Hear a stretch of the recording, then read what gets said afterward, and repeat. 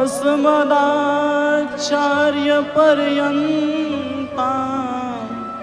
वन्दे गुरुपरम्परां।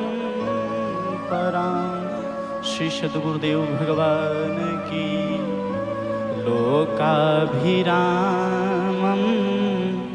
रणरङ्गधीरं राजीवनेत्रं रघुवंशनाथं कारुण्यरूपं करुणाकरन्तं श्रीरामचन्द्रं शरणं प्रपद्ये। कर्पूरगौरं करुणावतारं संसारसारं भुजगेन्द्रहारं सदा वसन्तं हृदयारविन्दे। भवं भवामि सहितं नमामि। मनोजवं मारुततुल्यवेगं जितेन्द्रियं बुद्धिमतां वरिष्ठं वातात्मजं वानरयूथमुख्यं श्रीरामदूतं शरणं प्रपद्ये। श्रीरामदूतं शरणं प्रपद्ये।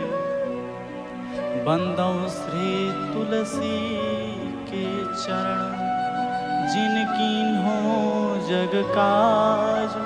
कलि समुद्र बूढ़त लख्यों प्रगट्यों सत जहाज। सिया राम मय सब जग जानी। करऊं प्रणाम जोरी जुग पानी। करऊं प्रणाम जोरी जुग पानी। श्री रामचंद्र भगवान की।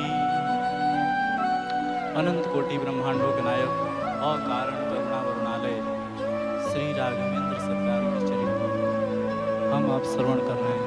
श्री सुंदर कांड की कथा। हनुमान जी महाराज को जामवंत जी के वचन अतिशय सुंदर लगे हैं। कौन सा वचन? तो राम काज लगी तव अवतारा। सुनतहि भयउ पर्वताकारा। हनुमान जी महाराज को ये अतिशय भाया। हनुमान जी महाराज ने जामवंत जी के सारे वचन को सुने और अपने बल का अनुमान बताए। उसके बाद श्री जामवंत जी से पूछते हैं, जामवंत मैं पूछूं तो ही उचित सिखावन दीजय मोहि। कहते हैं, हे जामवंत जी मैं आपसे पूछता हूँ, मुझे आप उचित सिखावन दीजिए। जामवंत जी महाराज कहते हैं, हे तात तुम इतना करना, सीता जी का पता लगा कर चले आना। हनुमान जी महाराज सुने। उसके बाद एक सुंदर नामक पर्वत पे कूद के चढ़ गए। सिंधु तीर एक भूधर सुंदर। कौतुक तेऊ चढ़ेऊ ताऊ पर। हनुमान जी महाराज एक सुंदर नामक पर्वत पे चढ़ गए। वहां पर श्री राम जी का जय जयकार किए। उसके बाद वहां से प्रस्थान किया और हनुमान जी ने जिस पर्वत से प्रस्थान किया वह पर्वत पाताल को चला गया। गयों सोगा पाताल तुरंता, वह पाताल को चला गया। हनुमान जी महाराज आगे बढ़े। देवताओं की चिंता होने लगी कि जहाँ पर हम लोगों का इतना सुंदर वेलकम हुआ है वहाँ पर इनका क्या होगा। इसलिए उन्होंने इनके बल और बुद्धि की परीक्षा के लिए माँ सुरसा को भेजा। ये सुरसा नाम अहिनकई माता, ये सांपों की माता है। और ये ऋषि कश्यप जी की 10 पत्नियों में से एक पत्नी है। सुरसा नाम अहिनकई माता, इनको भेजा। और इधर समुद्र को चिंता होने लगी कि हनुमान जी महाराज कह रहे हैं कि सहित सहाय राम नहीं मारी, आनो यहाँ त्रिकूट उपारी।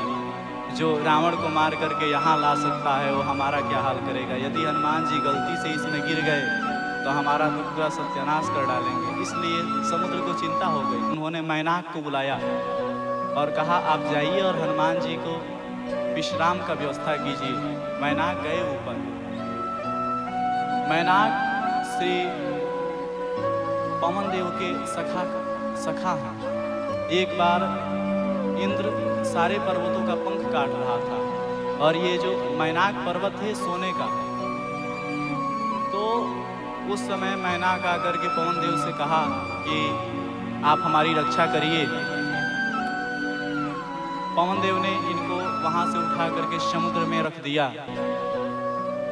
पाताल के रास्ते पर। उसी समय से वहीं पर पड़े रहे। आज समुद्र ने इनको बुलाया और कहा जाइए, आपके ऊपर जो पवन देव ने एहसान किया था उस एहसान का आप बदला चुकाइए। मैनाक ऊपर आए और हनुमान जी के सामने खड़े हुए। हनुमान जी महाराज उस पर्वत को स्पर्श किए और कहा, राम काज किन्हे बिनु मोहि कहाँ विश्राम। राम जी के कार्य करने के बिना मुझे कहाँ विश्राम है।